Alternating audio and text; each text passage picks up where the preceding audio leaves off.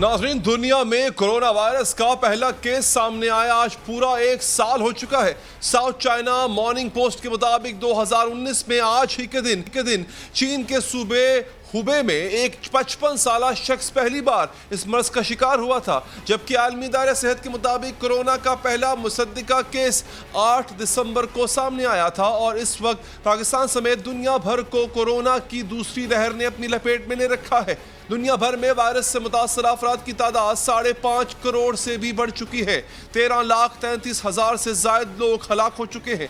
पाकिस्तान में corona cases से हलाकतों की तादाद 7,193 हो चुकी है। सिर्फ 24 घंटों के दौरान मजीद 33 अफराद वायरस से जाँ बहक हुए। इसी दौरान इतने में 29,378 टेस्ट किए गए, जिनमें से 2,050 अफराद में कोरोना वायरस की तस्दीक हुई है। पाकिस्तान में 2 हफ्ते के दौरान कोरोना वायरस के केसेस 4 गुना तक बढ़ चुके हैं। इस सूरत हाल को देखते हुए पंजाब के कोरोना एडवाइजरी ग्रुप के माहिरीन की जानिब से सिफारिश की गई है कि तमाम मार्केटें रात 8 बजे बंद की जाएं और हफ्ते में 1 दिन तमाम मार्केट्स बंद रखी जाएं। सिंध और बलूचिस्तान हुकूमत ने तालीमी इदारों के हवाले से भी फैसले किए हैं। बलूचिस्तान के तालीमी इदारों में 1 दिसंबर से तातीलात की जाएंगी, जबकि सिंध के तालीमी इदारों में मौसम सरमा की तातीलात नहीं होंगी। वज़ीर तालीम सिंध के मुताबिक नवंबर के आखिर में NCOC के इजलास में इस पर मजीद बहस की जाएगी, जबकि डॉन अखबार ने सर्वे का हवाला देते हुए कहा है कि 49% वालिदैन नहीं चाहते कि उनके बच्चे वबा की मौजूदगी में स्कूल जाएं। वफाकी काबीना ने भी कोरोना वायरस की रोकथाम के लिए अहम फैसले किए। पाकिस्तान मेडिकल अथॉरिटी के क़याम की मंजूरी दी गई है। अशिया की दरामद पर ड्यूटी टैक्स मुआफ़ी की मंजूरी दी गई। आज़ाद कश्मीर काबीना ने 20 नवंबर से 15 दिन के लिए लॉकडाउन का फैसला किया। आज़ाद कश्मीर में शादी और दीगर तकरीबात पर मुकम्मल पाबंदी लगा दी गई है। तमाम स्कूल्स भी बंद रखे जाएंगे। माहिरीन सेहत कोरोना की दूसरी लहर को पहली से ज्यादा खतरनाक करार दे रहे हैं। कोरोना वायरस अपनी शीट तब्दील कर रहा है। पहली लहर में जो दवाएं असर कर रही थी, इस लहर में वही दवाएं देर से असर कर रही हैं। इस सूरत हाल में एहतियात की जरूरत पहले से ज्यादा बढ़ चुकी है। हुकूमत इज्तिमात को महदूद करने और बचाव के इक़दामात इख्तियार करने का हुक्म दे चुकी है, जबकि मुल्क भर में सियासी जलसों पर भी पाबंदी लगाई जा चुकी है। हमने ये फैसला किया है कि कोई ऐसी चीज़ जिससे रोज़गार लोगों को नहीं मिलता, जिससे कारोबार मुतासर नहीं होता, वो चीज़ हमने बंद करनी। तो नंबर 1 तो ये है कि हमने सारे मुल्क में जलसे ख़त्म कर दिए, अपना भी ख़त्म कर दिया और हम सबको भी कहेंगे, क्योंकि वो एक ऐसी जगह जिधर सबसे तेज़ी से फैलती है। लेकिन सियासी जलसों की हद तक और हुकूमत से ताउन पर आमादा नजर नहीं आती। पाकिस्तान डेमोक्रेटिक इत्तेहाद ने अपनी तहरीक में तेजी लाने का ऐलान करते हुए जलसों पर पाबंदी मुस्तरद करती है। हमने ये भी फैसला किया है कि तहरीक की रफ्तार को तेज किया जाएगा और कोरोना की आड़ में जो जलसों पर पाबंदी लगाने की बात हो रही है, हम हुकूमत के फैसलों को मुस्तरद करते हैं और PDM के जलसे शेड्यूल के मुताबिक इंशाअल्लाह होकर रहेंगे। उधर कोरोना से बचाव की वैक्सीन की तैयारी पर भी मस्बत खबरें सामने आ रही हैं। अमेरिका में कोरोना से बचाव की एक और वैक्सीन ने 95% तक नताइज दिए हैं। ये नई वैक्सीन अमेरिकी दवासाज कंपनी मोडर्ना ने तैयार की है। इससे कबल अमेरिकी दवासाज इदारे फाइजर ने दावा किया था कि उसकी तैयारी की गई वैक्सीन 90% तक मौसर है। हुकूमत पाकिस्तान ने फैसला किया है कि कोरोना वायरस वैक्सीन की एडवांस कराई जाएगी। पहले मरहले में 1 करोड़ पाकिस्तानियों को वैक्सीन मैसर आएगी और इस मरहले पर फ्रंट लाइन वर्कर्स और 65 साल से बड़ी उम्र के लोगों को वैक्सीन लगाई जाएगी। क्या वफाकी और सूबाई सतह पर कोरोना से बचाव के इक़दामात काफ़ी हैं? पूछेंगे लाहौर में कोरोना टेस्टिंग लैब की डायरेक्टर डॉक्टर गजाला रूबी साहब। डॉक्टर साहब, शुक्रिया आपके वक्त का। ये बताइएगा, अभी के जो किए गए इक़दामात हैं, जिसमें गवर्नमेंट की तरफ से पाबंदियां हैं, दीगर रूल्स एंड रेगुलेशंस हैं, आप समझती हैं ये इक़दामात काफ़ी हैं? आपको याद होगा कि जब फर्स्ट वेव थी, उसमें लोग काफ़ी डर गए थे और वो हमने काफ़ी स्ट्रिक्ट लॉकडाउन किए थे। वो रोड्स बिल्कुल ब्लॉक हो गई थी, सड़क पे आपको सुनसान थी सड़कें, लोग अपने घरों से नहीं निकलते थे, अपने क्लोज बहन भाइयों को नहीं मिलने जाते थे, कोई गैदरिंग नहीं थी, कुछ नहीं था। और फिर काफ़ी टाइम के बाद हमने उस फर्स्ट वेव को कंट्रोल किया। और जबकि अभी अब सब कुछ ओपन है, लोग भी उतने सीरियस नहीं है, اور اس کے لیے بہت اسٹرکٹ پریکاشنز کی ضرورت ہے، بہت اسٹرکٹ ان علاقوں میں جہاں پہ یہ پازیٹیو آ رہے ہیں ان علاقوں کو بالکل اسٹرکٹلی لاک ڈاؤن کی ضرورت ہے، نہ کہ یہ کہ سب کچھ کھلا ہوا ہے، مارکیٹ کھلی ہوئی ہے، لوگ بہت کیجول ہو گئے ہیں، لوگ بہت گیدرنگ کرنے لگ گئے ہیں، اس کو ایک جوک سمجھنے لگ گئے ہیں. اسی طرح ہی ان کو کنٹرول کرنا پڑے گا، اور ان کو یہ معلوم بھی نہیں ہے کہ سیکنڈ ویو اس کی اس سے زیادہ لیتھل ہے. آپ یہ دیکھیں کہ 15 اکتوبر کو اگر 200 کیسز ایک دن میں رپورٹ تھے تو آج پچھلے 24 گھنٹے میں 2050 کیسز رجسٹرڈ ہیں کووڈ کے، اور 34 ڈیتھ ہو چکی ہیں. تو اس سے آپ اندازہ لگا سکتے ہیں کہ کتنا امپورٹنٹ ہے کہ ہمیں اپنے آپ کو، لوگوں کو، ہر بندہ جو آپ کے قریب ہے اس کو ایجوکیٹ کریں، اس کو بتائیں کہ اس کو بالکل کیجول مت لیں، اس کو بہت سیریس لیں، because precaution is better than cure, کہ احتیاط پرہیز علاج سے بہتر والا حساب ہے. اور زیادہ اسٹرکٹلی لاک ڈاؤن کرنے کی ضرورت ہے، اور اسکولوں کالجوں میں آن لائن اور یہ سب میرا خیال ہے اگر سسٹم ہو جائے تو اس سے ذرا ہم زیادہ ایجوکیٹ ہو سکیں گے اور ہم اس کو کنٹرول بھی کر پائیں گے، کیونکہ ابھی جو موسم آ رہا ہے وہ بھی اس کے لیے بہت فیوریبل ہے. اور سب سے امپورٹنٹ بات یہ ہے کہ ہمارے یہاں اسموک کا راج ہے، اور اسموک میں ہمارے یہاں ایئر کوالٹی انڈیکس جو ہے اس میں ہم دوسرے نمبر پر ہیں پوری دنیا میں، جبکہ لاہور جو ہے وہ پاکستان میں نمبر 1 پر ہے، اور ہمارا ایئر کوالٹی انڈیکس اتنا بیڈ ہے، اور وہ اس کا بہت امپورٹنٹ ویکٹر ہے کہ ایک سے دوسرے کو، دوسرے سے تیسرے کو ٹرانسمٹ کرتا ہے، اور سورس آف کنٹامینیشن بھی ہے یہ. اس لیے اسموک جب تک کلیئر نہ ہو، یہ چیزیں نہ ہوں، اور ٹمپریچر بھی بہت اچھا ہے اس وائرس کے لیے، کیونکہ یہ سنگل سٹینڈرڈ وائرس ہے تو یہ زیادہ دیر تک پرسسٹ کرتا ہے جب ٹمپریچر لو ڈاؤن ہوگا. تو اس لیے امپورٹنٹ ہے کہ ہم لوگوں کو بہت اسٹرکٹ فالو ڈاؤن کروائیں، اور ان کو بتائیں سارے ایس او پیز کہ ماسک کو اپنے باڈی کا، اپنے ڈریس کا ایک پارٹ سمجھ لیں، اس کو ہر وقت اس طرح پہنیں کہ جیسے آپ کپڑے پہنتے ہیں، اور اسی طرح ہاتھ دھوئیں جس طرح کہ آپ ہر مسلمان کھانے سے پہلے، کھانے کے بعد، ہمیں حکم بھی ہے نا یہ سب. تو وہ ان سب چیزوں کا دھیان رکھیں. سب سے important good diet, good sleep, good exercise, یہ والی چیزیں کریں. آپ کی صحت ہے تو یہ جان، وہ کہتے ہیں نا جان ہے تو جہان ہے. جی. تو ہر بندہ آپ کو آ کے نہیں کہے گا کہ آپ ماسک پہنیں، یہ کریں. اچھا، ضروری ہے کہ آپ اپنے اوپر یہ بتائیے گا جو ویکسین آ رہی ہے اس کے حوالے سے کتنی پر امید ہے آپ؟ کیا یہ ویکسین کارگر ثابت ہوگی؟ ویکسین جو جب سٹارٹ ہوئی تھی تو اس کے 4 سٹیپس تھے. پہلا تھا کہ ویکسین بنے اور اس کی انٹروڈکشن ہو، انڈکشن شروع ہو. دوسرے نمبر پر کلینکل ٹرائلز ہیں، ابھی تو کلینکل ٹرائلز ہو رہے ہیں.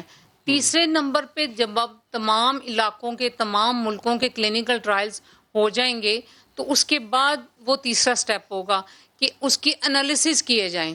جب ان سارے ٹرائلز کے انالیسس کیے جائیں گے کہ ایشیا کے لوگوں کے، یورپین پہ، امریکنز پہ، دوسرے چائنیز کے، ان لوگوں پہ جس طرح افیکٹ ہے، کون سی فارم کس جگہ پہ زیادہ افیکٹو ہے، اور اس کے بعد 4تھ نمبر پہ ہوگا کہ ویکسین پیٹنٹ کروائی جائے گی. جب تک یہ پیٹنٹ نہیں ہوگی، ایف ڈی اپروو نہیں کرے گا، ہم اس کو اس طرح دوائیوں کی طرح استعمال نہیں کر سکیں گے.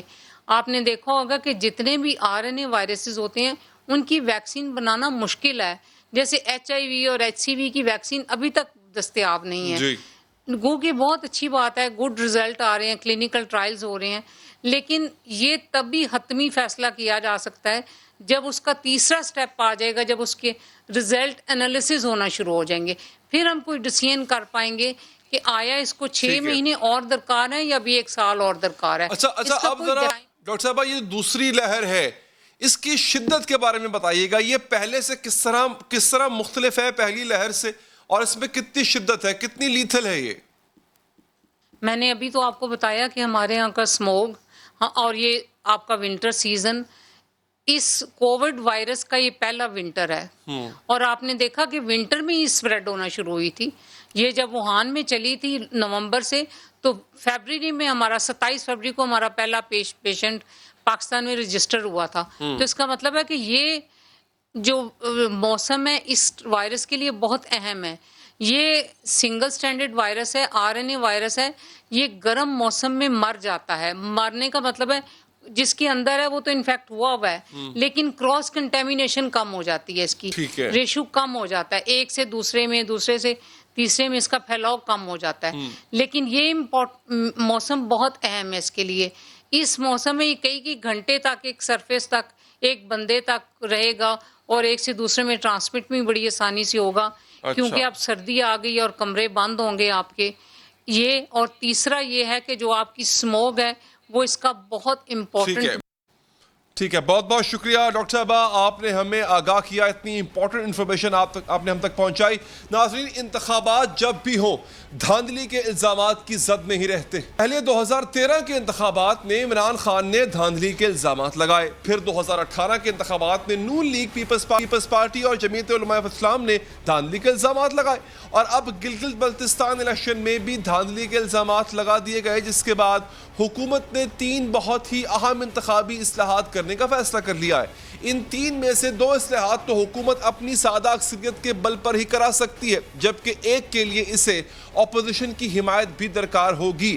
سوال یہ ہے کہ کیا ان اصلاحات سے انتخابات میں دھاندلی کے تمام دروازے بند کر دیے جائیں گے؟ کیا اپوزیشن ان اصلاحات کے لیے حکومت کا ساتھ دے گی؟ کیونکہ اس وقت اپوزیشن نے موجودہ حکومت کے تحت منعقد کرائے گئے گلگت بلتستان انتخابات کے نتائج مسترد کر دیے ہیں. پاکستان ڈیموکریٹک موومنٹ نے گلگت بلتستان میں ہونے والے انتخابات کے نتائج کو مسترد کر دیا ہے اور یہ قرار دیا ہے کہ یہ 2018 کے انتخابات کی دھاندلی کا ری پلے تھا. دوسری جانب وزیر اعظم عمران خان کے مطابق وہ ایک ایسا سسٹم لانا چاہتے ہیں جس میں ہارنے والے اپنی شکست تسلیم کریں, جس میں تمام جماعتوں کو ووٹنگ کے عمل پر اعتماد ہو. انتخابی اصلاحات کے حوالے سے حکومت کی 3 تجاویز میں سے پہلی یہ ہے کہ ملک میں الیکٹرانک ووٹنگ کا نظام لایا جائے, جس کے لیے الیکشن کمیشن سے بات کر لی گئی ہے.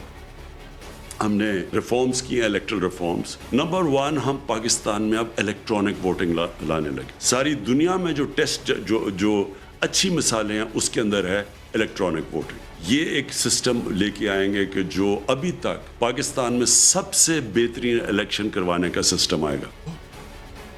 حکومت کے دوسری تجویز ایک ایسا نظام لانا ہے جس کے ذریعے بیرون ملک مقیم پاکستانی بھی ووٹ ڈال سکیں گے. اس وقت تقریباً 90 لاکھ پاکستانی بیرون ملک مقیم ہیں, اور اگر انہیں ووٹنگ کے عمل میں شامل کر لیا جاتا ہے تو یہ ایک انقلابی قدم ہوگا. ہم اوورسیز پاکستانیز کے لیے بھی ایک سسٹم لے کے آ رہے ہیں تاکہ وہ بھی اپنی ووٹ ڈال سکیں, کیونکہ تقریباً 90 لاکھ ہمارے اوورسیز پاکستانی ہیں. ضرور ان کو ہمیں شامل کرنا چاہیے اپنی الیکٹرل پروسیس میں, ان کی آواز ہونی چاہیے کہ وہ پوری طرح الیکشن میں شرکت کر سکیں. ان 2 اقدامات کے لیے درکار قانون سازی کے لیے حکومت کو سادہ اکثریت چاہیے ہوگی, لیکن تیسرا قدم جو حکومت اٹھانے جا رہی ہے اس کے لیے آئین میں ترمیم کرنا پڑے گی, اور اس کے لیے اپوزیشن کی حمایت بھی درکار ہوگی. حکومت سینٹ الیکشن کے لیے خفیہ رائے شماری کی بجائے شو آف ہینڈ یعنی ہاتھ اٹھا کر دکھانے کا طریقہ کار اپنانا چاہتی. جو تیسری چیز ہم کرنے جا رہے ہیں جس کے لیے ہمیں کانسٹیٹیوشنل امینڈمنٹ چاہیے ہوگا. ہم اب کانسٹیٹیوشنل امینڈمنٹ رکھنے لگے ہیں پارلیمنٹ میں. اس کے اندر ہم یہ چاہتے ہیں کہ شو آف ہینڈز ہو, سب کے سامنے پتہ چلے کہ کون سی پارٹی کے لوگ کس کے لیے ووٹ کر رہے ہیں. اس سے یہ ہوگا کہ یہ جو پیسہ چلتا ہے اور یہ جو کرپشن ہے یہ اس سارے سینٹ کے الیکٹرل پروسیس میں یہ ختم ہو. اب سوال یہ ہے کہ حکومت کی مجوزہ اصلاحات پر اپوزیشن کیا رد عمل دے گی, یہ تو عنقریب ہی ہمیں پتہ چل جائے گا. وقت ہوا ہے بریک کا ناظرین. بریک کے بعد حاضر ہوں گے, سندھ کے مسائل پر بات کریں گے. ہمارے ساتھ گورنر سندھ عمران اسماعیل بھی ہوں گے. وقفے کے بعد ملتے ہیں.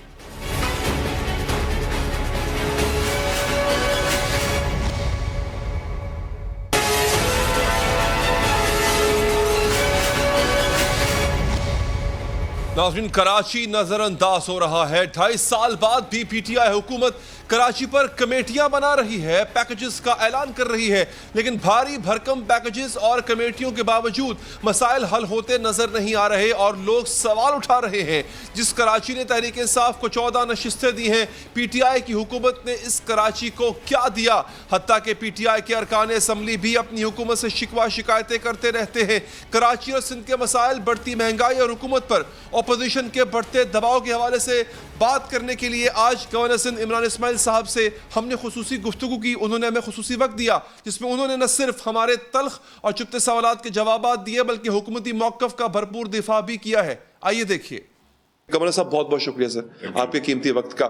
سر ایک شکایت ہے سندھ کے اپنی عوام کو کہ سندھ کے مسائل جو ہیں پچھلے 12-13 سالوں سے حل نہیں ہو رہے, اور بڑے بیسک سے مسائل ہیں. ایک تو ہوتا ہے نا کہ کوئی بڑی ہی پیچیدہ چیز ہو, نہیں پانی چاہیے بھائی پانی دے دو, روڈ چاہیے روڈ دے دو بھائی, نکاسی چاہیے تو وہ دے دو.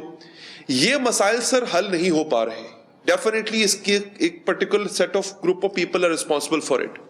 بٹ ہوا یہ سر پچھلے دنوں آپ کے اپنے لوگ جو تحریک انصاف کے نمائندے تھے وہ بھی شکایت کرنے لگے کہ سندھ گورنمنٹ تو جو کر رہی ہے وفاق کہاں ہے. آپ سمجھتے ہیں وہ ان کی شکایت درست تھی, اس میں آپ کا حصہ کچھ زیادہ ہونا چاہیے تھا جو کم ہے؟ بہت شکریہ علی.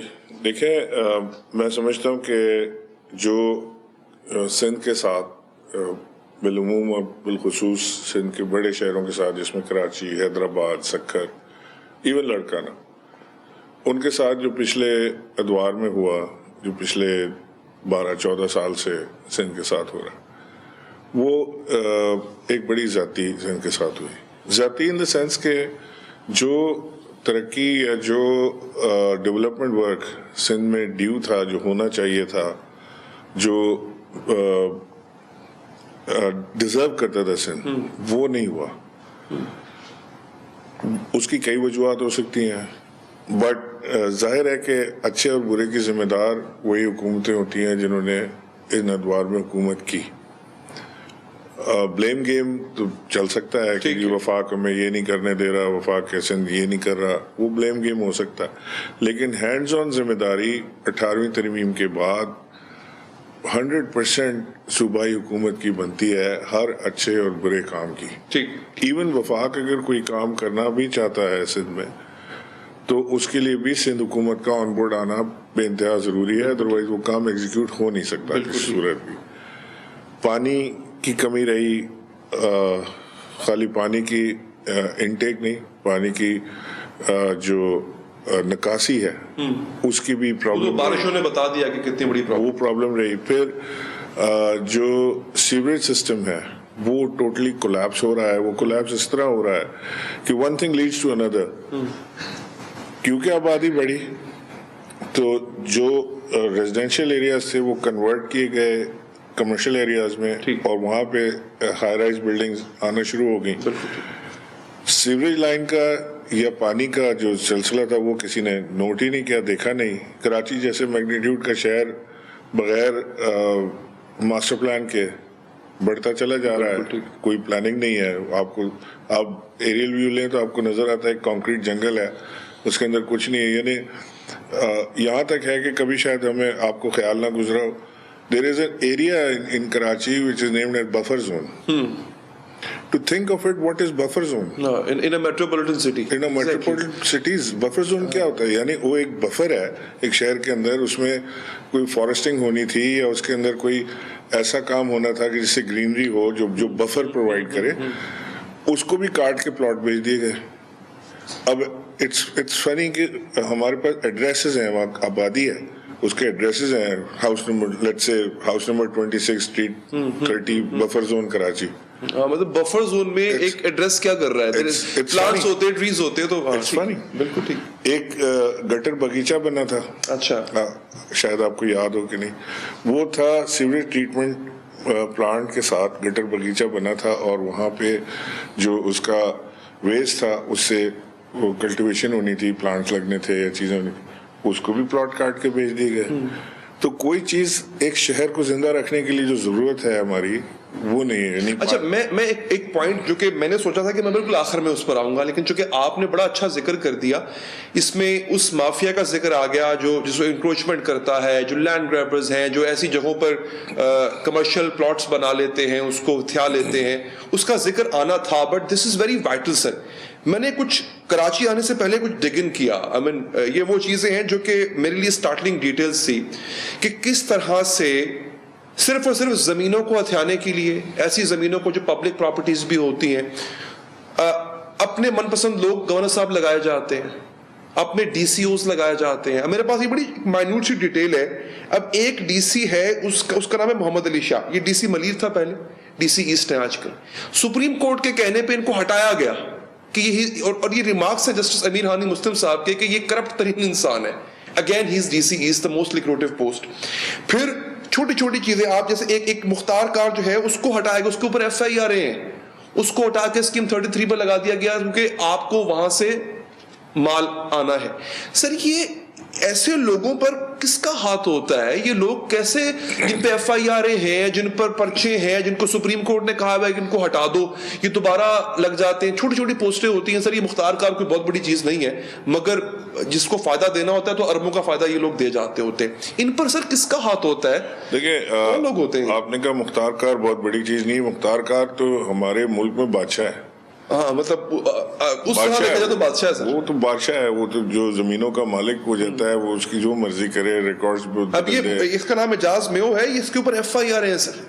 اس کو scheme 33 the most lucrative post وہاں پہ لگا دیا گیا. کس کے کہنے پہ لگایا گیا؟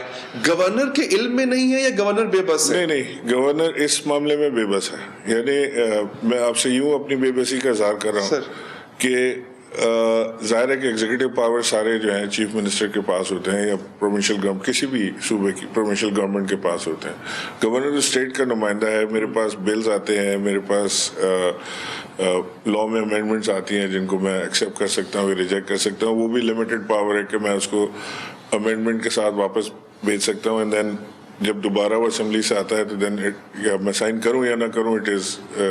لیکن آپ کو آپ کے سامنے سے تو گزرتی ہوگی سر چیزیں, یہ سب کچھ ہو رہا ہے. اگر مجھ جیسے کو پتہ لگ سکتی ہیں سر, تو you are having a bird eye view over Sindh, over Karachi. نہیں, ظاہر ہے یہ اتنا کچھ ہو رہا ہے. لیکن سر آپ کو آئیڈیا ہوگا کہ یہ کروا کون رہا ہوگا. آپ ایک چیز کا خیال کریں کہ جس شخص کو سپریم کورٹ روک رہی ہے اور وہ پوسٹ ہو رہا ہے, تو آپ پھر گورنر کے اختیارات کو کہاں ڈھونڈ رہے ہیں؟ تو سپریم کورٹ یعنی میں سمجھتا ہوں کہ سپریم کورٹ بھی اپنے آپ کو ایک حد تک بے بس محسوس کر رہی ہوگی کہ اس شخص کے بارے میں کمنٹ دے دیے, لکھ کے دے دیا کہ یہ کرپٹ آدمی ہے, اور وہ پھر پوسٹ ہو رہا ہے اور بڑی لوکریٹو جگہ پہ پوسٹ ہو رہا ہے. تو ظاہر ہے کہ اس میں پیچھے ایسے عناصر کار فرما ہوتے ہیں جو اپنے چھوٹے فائدے کے لیے اپنے صوبے کا بڑا نقصان کر دیتے ہیں, اپنے شہر کا بڑا نقصان کر دیتے ہیں. اور ایسے عناصر ہر وقت آپ کو نظر آتے ہیں, کبھی بہت پاورفل ہو جاتے ہیں, کبھی ویک ہو جاتے ہیں, بٹ ان کی ایگزسٹنس رہتی ہے, یہ کبھی ختم نہیں ہوتی. لیکن سر یہ کسی کے آشرواد کے بغیر تو اتنے پاورفل ہو نہیں سکتے نا. تو سندھ گورنمنٹ سے جواب طلب نہیں کرنا چاہیے ان کا کہ یہ کیا ہو رہا ہے؟ دیکھیے, میں نے آپ سے کہا نا کہ ہر اچھے اور برے کام کی ذمہ دار پروونشل گورنمنٹ ہے. ٹھیک.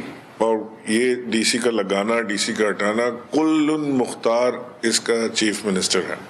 چیف منسٹر چاہیں جس ڈی سی کو لگائیں, چیف منسٹر چاہیں جس ڈی سی کو ہٹائیں, چیف منسٹر چاہیں جس مختار کار کو لگائیں, جس کو چاہے ہٹائیں. ان کی جو منسٹریز ان کے نیچے کام کر رہی ہیں ان کے کام ہوتے ہیں, اور وہاں پر اگر ایسی چیز ہو رہی ہے تو chief minister should take notice of it. ان کو اس کا ادراک کرنا چاہیے فوری طور سے, کیونکہ اب یہ جو ہمارا صوبہ ہے یہ اب یعنی یہ تڑپ کے بھی اب یہ بہت پریشان ہو گیا ہے. ایسا نہیں ہے کہ ایک تصور کیا جاتا ہے نا کہ جی کراچی میں اس لیے ڈیولپمنٹ نہیں ہوتی کہ یہاں سے پیپلز پارٹی کو ووٹ نہیں ملتا. ایسا نہیں ہے. تو کیا حیدرآباد ڈیولپ ہو گیا؟ کیا لڑکانہ ڈیولپ ہو گیا؟ کیا سکھر میں ڈیولپمنٹ ہو گئی؟ ہم نے تو جو دیکھا ہے کہ وہ اس وقت جو لوگ پنجاب سے گھومنے پھرنے ادھر آیا کرتے تھے, کراچی ایک خوبصورت ترین کاسموپولیٹن سٹی ہوتا تھا. اس کی آج بھی بلیک اینڈ وائٹ پکچرز آپ کو مل جائیں گی, ٹرامس چلتی تھیں اور روڈیں دھلا کرتی تھیں. Karachi used to be one of the best cities in the world. اور اب حال یہ ہے کہ اب پنجاب سے کراچی آتے ہوئے لوگ گھبراتے ہیں. اگر کسی کو کوئی کام ہو اس کو بولتے ہیں کراچی آ رہے ہو, یار وہ تو بس بڑا گندا شہر ہے تمہارا. That's how they talk. غلط نہیں کہتے. کچرا یہاں پر ہے, گٹر یہاں پر بہ رہے ہیں, سڑکیں یہاں کی پراپر نہیں ہے. تو ان کو وہاں پر جب آپ دیکھتے ہیں تو چیزیں بالکل کایا پلٹ ہو گئی ہے. جو چھوٹے چھوٹے شہر تھے نو کمپیریزن ٹو کراچی, وہ کیا سے کیا ہو گئے, ڈفرینٹ ہو گئے, خوبصورت ہو گئے. گورنر صاحب 1100 ارب روپے ان میں کوئی امیجیٹلی منصوبہ شروع ہو پایا؟ اس کی کنٹروورسی پہ ذرا بعد میں آتے ہیں، وہ کہ جی وفاق کہہ رہا ہے جی ہمارے اتنے اور سندھ کہہ رہا ہے جی ہمارے اتنے، سیپریٹ ایشو، بٹ جس کے جتنے بھی ہیں لگیں گے تو اسی شہر پر ہی نا سر.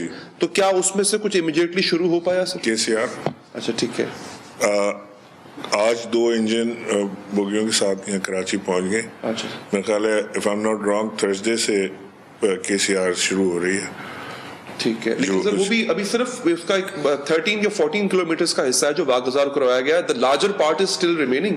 تو وہ 22 کلومیٹر جہاں تک میری 27 ہے 27 کلومیٹر وہ بھی اسٹریٹ لائن ہے. اگر ہم اس میں کیونکہ سندھ گورنمنٹ کی ہمیں اگین بے انتہا ضرورت ہے کہ جہاں پہ بریجز بننے ہیں یا انڈر پاس بننے ہیں وہ سندھ گورنمنٹ نے بنانے ہیں. جیسے جیسے وہ بناتے جائیں گے تو اس کا دائرہ کار وسیع ہوتا جائے گا. لیکن تھوڑا ایریا ہی صحیح، لیکن خدا کر کے KCR چلی تو صحیح، یہاں سے لوگوں کو کم سے کم ریلیف تو ملے گا. دوسرا ہمارا K4 ہے، ٹھیک ہے، جو میجر پارٹ ہے اس کا. K4 کی جو چینل ہے وہ وفاق نے اپنے ذمہ لے لی ہے، اور اس کی جو آگمنٹیشن ہے، جو اس میں سپلائی کا کام ہے، وہ ظاہر ہے کہ وفاق کے بس میں نہیں ہے، تو وہ سندھ حکومت کے ذمہ ہے. تو ہم نے K4 کے لیے کنسلٹنٹ کی بھی اشتہارات دے دیے ہیں، اور K4 اب وابڈا کو ٹرانسفر ہو گیا ہے. ٹھیک ہے. اور وابڈا اس کا ایگزیکیوٹنگ اتھارٹی ہو گئی ہے. تو K4 بھی اسٹارٹ ہو رہا ہے ساتھ ساتھ سائملٹینیس. بالکل ٹھیک. سر کراچی کے لیے اب ایک ڈفرنٹ چیز لانے کی ضرورت ہے. آپ کے اپنے وزراء جب ایکٹیو ہوئے، لیکن وہ مجھے سمجھ یہ نہیں آ رہی، ہو سکتا ہے کہ شاید ان کے پاس کوئی دلیل ہو، وہ آپ سے شکایت کیوں کر رہے ہیں؟ آپ سے مراد مواق سے. آپ کے فردوس شمیم نقوی ہو گئے، وہ گیس نہ ملنے کی شکایت کر رہے تھے، بول رہے تھے کہ 1000 ہمیں مل رہی ہے، 1000 اس کا جو یونٹ ہوتا ہے MMCD، اور 1700 کی ہماری ریکوائرمنٹ ہے. انہوں نے کہا کہ میں بات بھی کروں گا. اس کے بعد آپ کے عامر لیاقت صاحب ہیں، پھر یہ خرم شیر زمان صاحب ہیں، آپ کے اپنے وزراء، آپ کے اپنے لوگ. سندھ گورنمنٹ سے شکایت تو ان کی ہوگی، لیکن وہ آپ کیوں سمجھتے ہیں کہ آپ کے اپنے لوگوں نے آپ سے شکایت کیوں کی؟ کیا توقع کر رہے تھے آپ سے؟ One thing everybody needs to understand, gas reserves Pakistan میں ڈپلیٹ ہو رہے ہیں. ٹھیک ہے. ایسا نہیں ہے کہ بے انتہا گیس ہے اور یہاں سے اٹھا کے کسی اور کو دی جا رہی ہے اور وہ حصہ نہیں مل رہا. پلس جو سندھ کا ایک ایشو آ رہا تھا کہ جو رائٹ آف وے چاہیے تھا وفاق کو مزید گیس پہنچانے کے لیے، وہ نہیں مل رہا تھا. وہ ابھی انہوں نے الاؤ کیا ہے، اور اس کی گیس کی پائپ لائن ڈلنا شروع ہوئی ہے، اس سے کچھ بڑھ جائے گا. بٹ میں آپ کو یہ بتانا چاہتا ہوں کہ آنے والے وقت میں گیس مزید اسٹاکس جو ہیں ڈپلیٹ ہوں گے. اس کے ریزروز جو ہیں وہ بڑھ نہیں رہے، کم ہو رہے ہیں. پر ہم ایکسپلور بھی تو نہیں کر رہے، ایسے ہمارے پاس ہاٹ اسپاٹس ہیں ایسے جو ایکسپلورنگ، لیکن ایکسپلوریشن میں ٹائم لگے گا. اگین پچھلی حکومتوں نے اس کے اوپر توجہ نہیں دی. ٹھیک ہے. اب اس کے اوپر توجہ آئی ہے، اب اس کی ایکسپلوریشن شروع ہو رہی ہے گیس کی. ایکسون از ورکنگ، اور دوسری کمپنیز اس کے اوپر کام کر رہی ہیں. سمندر کے اندر گیس تلاش کرنے کے لیے ایک بڑی ڈرل ہوئی ابھی آپ کے سامنے، which unfortunately. تو اگر میں یہ بات سمجھ رہا ہوں گورنر صاحب، تو نقوی صاحب، فردوس شمیم نقوی صاحب کو سمجھ نہیں آئی یہ بات، عامر لیاقت صاحب کو سمجھ نہیں آئی، آپ کے اپنے وزراء پھر آپ سے شکایت کیوں کر رہے ہیں؟ دیکھیں یہ میں کہنا نہیں چاہ رہا، but this is a very sad story کہ اگر تو وفاق کے نمائندوں کو، جو ظاہر ہے کہ فردوس شمیم نقوی صاحب حالانکہ از این MP ہے، but he represent the same party which is center. تو ان کے پاس اس سے زیادہ نالج، اس سے زیادہ ان کے پاس چیز ہونی چاہیے تھی. میڈیا پہ جا کر بات کرنا حکومتی نمائندوں کو زیب نہیں دیتا. ان کو چاہیے کہ وہ اگر کہیں پہ ان کو تکلیف ہے یا کسی چیز کا ادراک کرنا چاہتے ہیں تو وزیر اعظم زیادہ دور نہیں ہے، ان سے ملاقاتیں ہوتی ہیں. منسٹر وزراء زیادہ دور نہیں ہیں، ان سے ملاقاتیں ان کی رہتی ہیں ہر وقت. ہمارے منسٹرز آر ویری ایفیشینٹ. وہ یہاں وزٹ کرتے ہیں بار بار، یہاں کے انڈسٹریلسٹ سے ملتے ہیں، کمرشل یوزر سے ملتے ہیں، وہ عام پبلک سے ملتے ہیں تاکہ ان کو فیڈ بیک رہے. اور یہ وزیر اعظم کا خاص انسٹرکشن ہے ان کو کہ انہوں نے پبلک میں رہنا ہے، انہوں نے آتے رہنا ہے. تو یہاں پہ میرے پاس تقریباً ہر ہفتہ 10 دن کے بعد کوئی نہ کوئی وفاقی وزیر آیا ہوتا ہے، اور وہ آ کر یہاں پر تمام اسٹیک ہولڈر سے ملتا ہے، بات کرتا ہے، بیٹھتا ہے. تو وہ آئی تھنک فردوس شمیم نقوی صاحب سے وہ ایک مس فائر ہو گیا تھا. اچھا، وہ آپ مس فائر سمجھ دیں گے اس میں. چلیں، بات IG کا معاملہ گورنر صاحب، اس پہ وفاق کا ایک موقف تھا کہ ٹھیک ہے، جو بعد میں رپورٹ آتی ہے ISPR نے جاری کی رپورٹ، وفاق کے موقف میں جتنی گرم جوشی دکھائی جانی چاہیے تھی کہ جناب دیکھیں یہ رپورٹ آئی ہے، اس رپورٹ میں نام لیا گیا ہے فلاں فلاں نے جو بھی کردار ادا کیا، لیکن آپ کا سٹریس زیادہ اس بات پہ تھا کہ ہاں انہوں نے چھٹی کے لیے درخواست کیوں مانگی سر؟ اگر لیٹس سے آپ you are the governor of this province, اگر کوئی آپ کے ساتھ کوئی زیادتی کرتا ہے اور آپ کا سٹاف اس احتجاجن جو ہے وہ کوئی بھی آواز اٹھاتا ہے یا کچھ بھی کرتا ہے سر، تو وہ ان کا رائٹ ہے، کیونکہ آپ ان کے باس ہیں، آپ ان کے لیڈر ہیں، آپ کے ساتھ جو کچھ ہوا ان کو اچھا نہیں لگا. Same happened with IG. اس پہ زیادہ سٹریس کیوں تھا آپ کا؟ دیکھیے نمبر 1 تو یہ کہ میرا سٹریس تو کسی چیز پر نہیں تھا. وفاق کی بات کریں، وفاق کی اگر ہم بات کریں تو ہوا یہ کہ جب یہ واقعہ ہوا مزار قائد والا، which was a very very sad incident. میرا سوال یہ بنتا ہے مریم نواز سے کہ کیا وہ ابا جی کی قبر پہ جا کے بھی نعرے لگاتے ہیں صدر، یا ابا جی جو ہے وہ قائد اعظم سے بڑے آدمی ہیں کہ وہاں جا کے احترام فاتحہ کر کے آتے ہیں؟ کیا ہم اپنے والدین کی قبر پہ جا کے اس طرح کی بےہودگی کا مظاہرہ کرتے ہیں؟ Will you ever do it? You will not. No matter what happens, you will not do it. Quaid Azam Muhammad Ali Jinnah, we need to understand he is father of the nation. He is no ordinary man. جو قوم اپنے باپ کا احترام کرنا نہ جانے، جو قوم اپنے اس شخص کا جس نے پاکستان بنا کے دیا ہو آپ کو، اس کا احترام نہ کرنا جانے، تو پھر کیا رہ جاتا ہے کہ بچوں کو دکھانے کے لیے؟ جس وقت یہ واقعہ ہوا میں نے IG سندھ کو کال کی اور میں نے انہیں کہا کہ IG صاحب یہ واقعہ ہوا ہے اور it's cooking up. I could sense it. I was receiving calls left, right and center. میں نے انہیں کہا کہ جی یہ پولیٹیکلی بھی بڑھے گا، جنرل پبلک بھی بڑے غصے میں ہے اس میں، تو آپ اس کے اوپر جو بھی کارروائی اس کی بنتی ہے پولیس کی مدیت میں کریں. اچھا، انہوں نے کیا کہا سر؟ دیکھیں میں نے انہیں کہا کہ آپ نرم دفعہ لگائیں، گرم دفعہ لگائیں، آپ وہ لگائیں جو بنتی ہے، جو آپ کو سمجھ آتا ہے وہ کریں، but do some thing, take some action. یہ ایک ایسا واقعہ جو کبھی نہیں ہوا، یعنی قائد کے مزار آپ گئے ہوں گے، جو احاطہ ہے اس کے اندر تو اگر کوئی بادشاہ بھی آئے تو نہیں جاتا اس کے اندر، اس کے اندر وزیر اعظم نہیں جاتا، آپ کو جانا پڑتا ہے، آپ نہیں جانا ہی نہیں پڑا، نوبڈی گوز ان دیر، وہ آپ سے وہ ریت آپ کو رسپانس کیا دیا ہے جی نے؟ آپ سمجھتے ہیں یہ آپ کو میں بتا ڈس اپوائنٹمنٹ ہوئی؟ یس، بیکاز انہوں نے مجھے کہا کہ جی میں نے ابھی اس کے لیے بھیجا ہے لیگل اوپینین کے لیے. اچھا، تو مائی کوشچن واز کہ لیگل اوپینین بنتا اس لیے نہیں ہے کہ اگر کوئی رکشے والا یا کوئی غریب آدمی یہ کام کر لیتا اندر تو شاید اس وقت میں آپ کو فون کر رہا تھا کہ اس کی بس کر دیں، اب اس کی فیملی رول گئی ہے، اب چھوڑ دیں اس کو، کافی ہو گئے. لیکن کیونکہ یہ ایک طاقتور آدمی ہے، کیونکہ نواز شریف کا داماد ہے، کیونکہ مریم صفدر کا ہسبینڈ ہے، لہٰذا اس نے جو بھی کیا اب آپ کو اس کے لیے لیگل اوپینین چاہیے.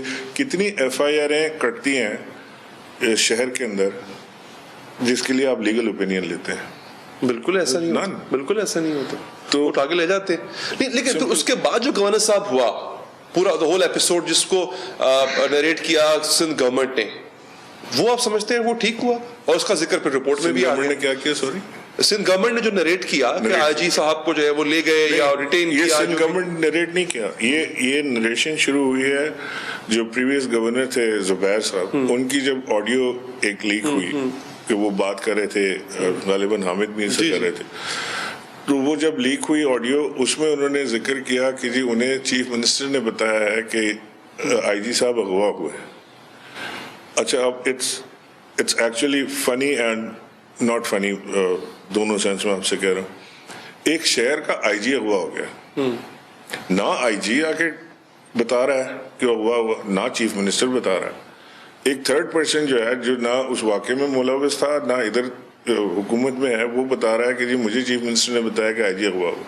نہ IG صاحب FIR کٹانے کے موڈ میں ہے، نہ وہ کسی کا نام لینے کے موڈ میں ہے، وہ صرف جو ہے وہ ایک یہ شروع ہو گیا کہ جی IG اغوا ہو گیا، تو لہٰذا اب سارے کے سارے DIGs اور سب نے بیٹھ کے 13-14 لوگوں نے ایک ہی ٹرانسکرپٹ جو تھا اس کے اوپر انہوں نے استعفیٰ کہہ لیں یا چھٹیاں، لانگ لیو کے انہوں نے چھٹیاں اپلائی کر دی.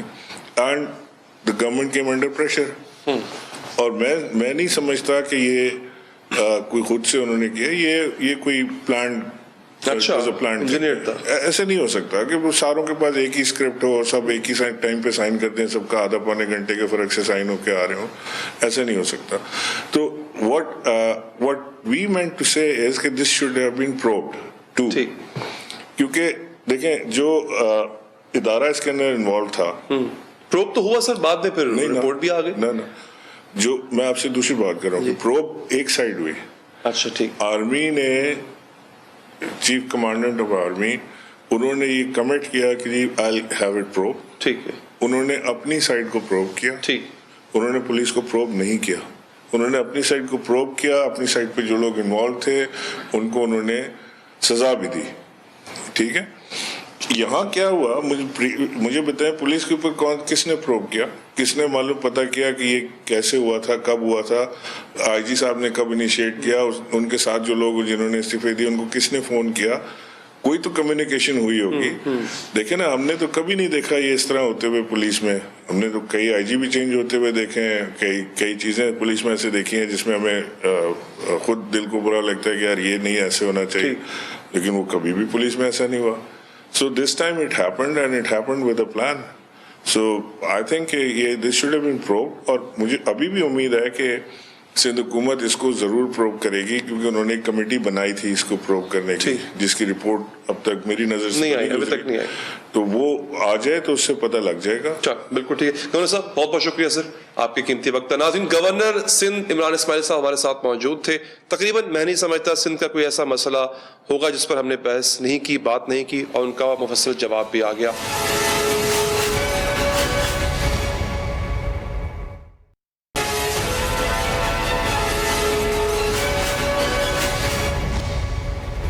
नाज़रीन, बड़े इवेंट का बड़ा मार्का आखिरी लम्हात में दाखिल हो चुका है. दिलों की धड़कनें तेज होती जा रही हैं. PSL 5 का फाइनल मैच लाहौर कलंदर्स और कराची किंग्स के दरमियान जारी है.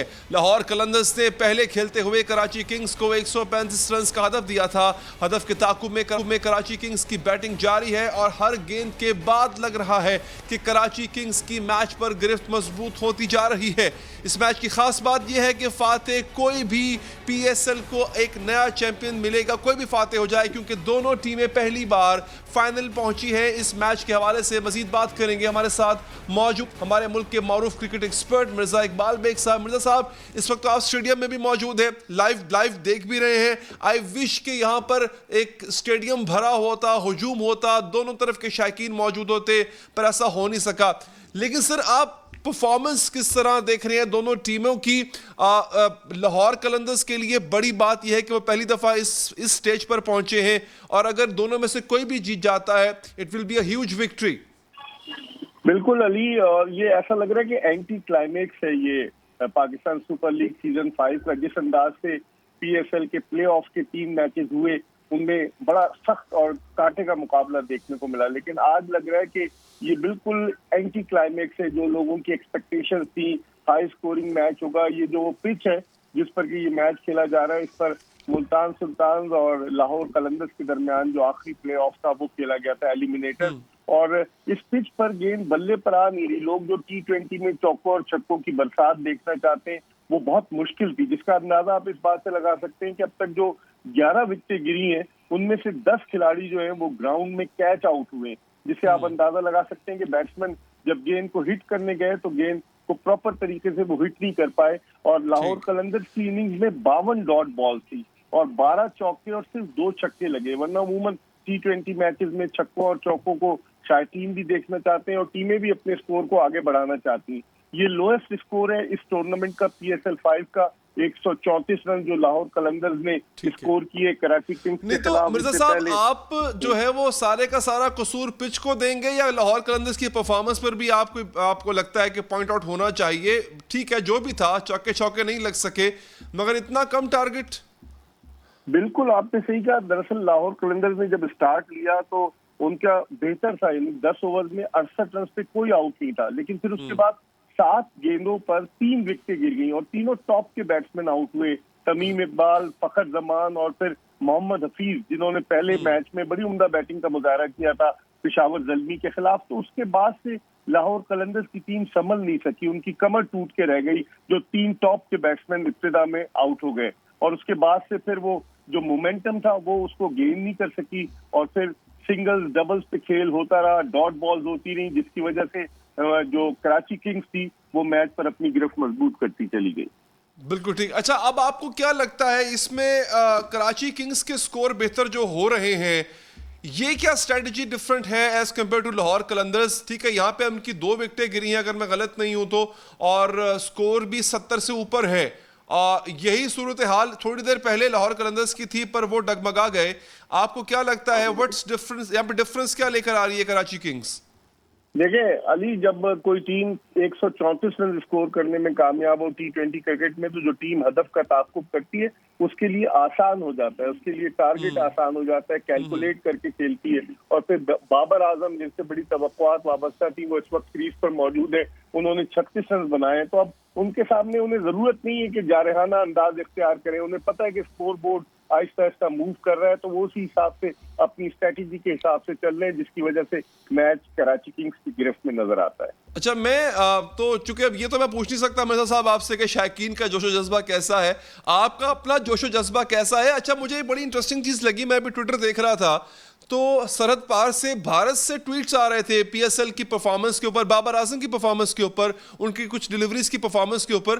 तो सरहद पार भी PSL देखा जा रहा है, बड़े शौक से देखा जा रहा है। बिल्कुल, PSL जो है पाकिस्तान का ब्रांड बन गई है। जब 2016 में पहली PSL शुरू हुई थी अली, मुझे तो 5 PSL कवर करने का एजाज हासिल, उस वक्त किसी के वहमो गुमान में भी ना था कि ये पाकिस्तान का ब्रांड बन जाएगी। और इस मरतबा भी लोग कह रहे थे कि कोविड-19 की वजह से शायद मुकम्मल ना हो सके, लेकिन hats off to the organisers के इनको इस तरह से उन्होंने ऑर्गेनाइज किया। आप बिल्कुल सही कह रहे हैं, इंटरेस्ट तो है, क्योंकि IPL के बाद अगर देखा जाए तो PSL जो है वो दुनिया में एक ऐसा ब्रांड बन चुका है पाकिस्तान क्रिकेट के हवाले से और T20 क्रिकेट के हवाले से।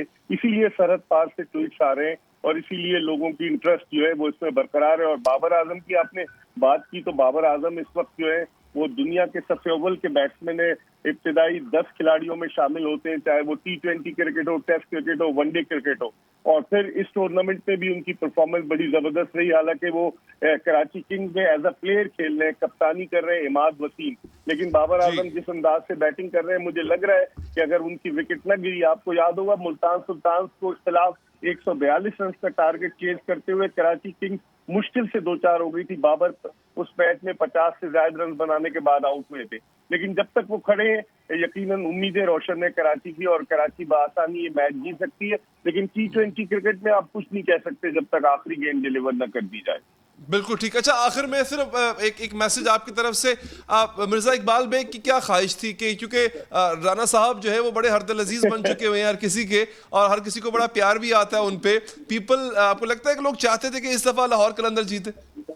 बिल्कुल, हर एक की ख्वाहिश थी। इवन कराची में रहने वाले लोग भी जो थे उन सब के उनमें से बेशतर लोग ये चाह रहे थे कि लाहौर कलंदर जो है वो इस टाइटल को हासिल करे, क्योंकि राना साहब की लाहौर कलंदर्स हासिल करता ट्रॉफी ये बाजू की, लेकिन डेफिनेटली कराची भी एक बहुत बड़ी टीम है, अहम टीम है। बहुत बहुत शुक्रिया मिर्जा साहब आपके वक्त का। हमारे प्रोग्राम का वक्त भी खत्म हो चाहता है, नाज़रीन दीजिए इजाजत, बनाने के बाद।